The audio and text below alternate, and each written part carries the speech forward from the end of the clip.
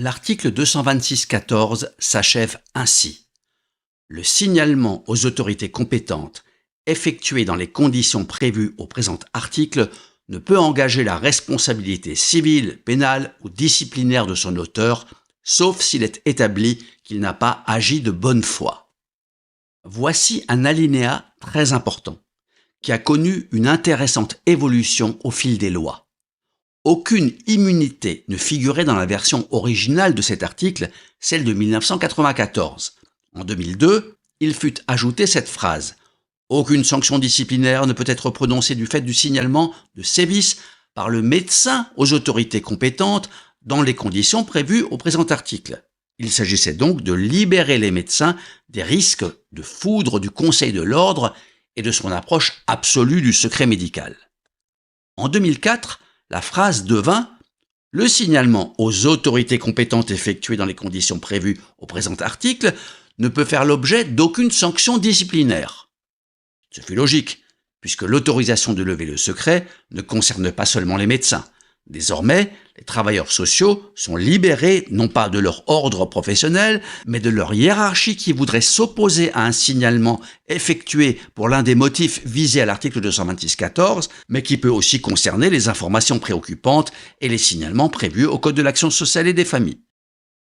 La loi du 5 novembre 2015 marqua un nouveau tournant en étendant l'immunité jusqu'alors seulement disciplinaire à toute action civile et pénale, sauf en cas de mauvaise foi.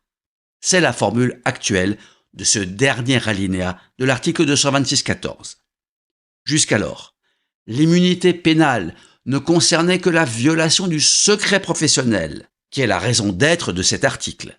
Désormais, le professionnel qui fait un signalement dans les conditions déterminées à cet article est aussi à l'abri de poursuites pour dénonciation calomnieuse ou toute autre procédure engagée par une personne mécontente du signalement.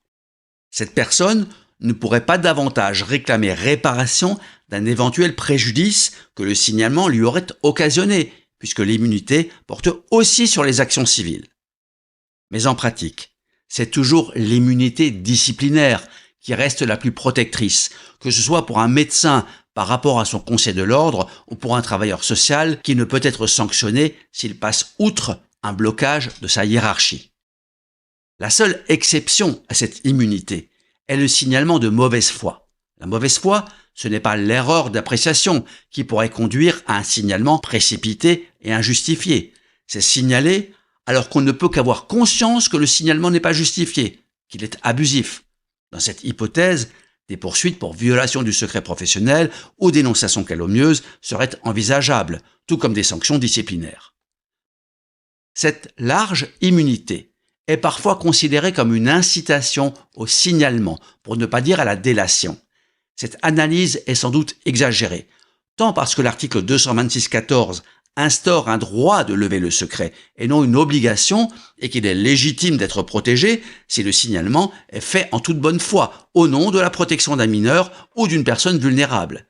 Mais comme nous l'avons déjà dit, un signalement n'est jamais anodin, et que signaler à tout va, parapluie de l'article 226.14 grand ouvert, ne répond pas à l'éthique des professionnels des secteurs sanitaires, médico-social et social.